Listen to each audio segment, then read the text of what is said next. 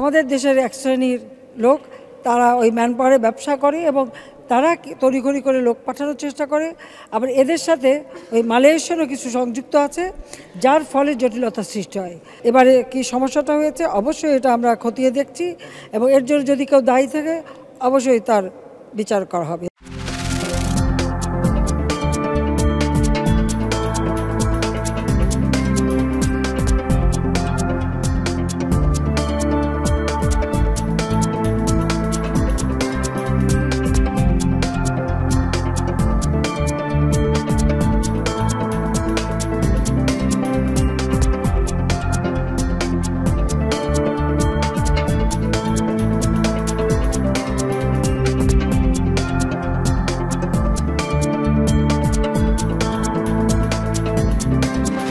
মাননীয় প্রধানমন্ত্রী জননেত্রী শেখ হাসিনার নেতৃত্বাধীন নির্বাচনে জয়ী হয়েছে যে ইশতেহারের উপর ভিত্তি করে, সেটার অগ্রাধিকারসমূহ প্রস্তাবিত বাজেটেও গুরুত্ব দেওয়া হচ্ছে।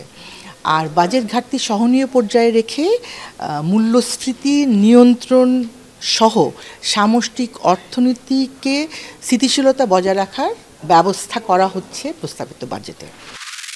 তাদের সাথে আমাদের সম্পর্ক আছে, এই সম্পর্ক তারা এগিয়ে নিতে চায়, আমরাও বন্ধুত্বপূর্ণ সম্পর্ক আমাদের অনেক ক্ষোভ বেদনা থাকার পরও আমরা বজায় রাখতে চাই।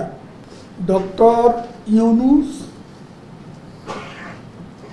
সে আইন অনুযায়ী বিচার পাবে, মামলা তার প্রতি কোনো অবিচার করা হবে না, তার যেটা প্রাপ্য এবং বিচার সুষ্ঠু বিচারই হবে।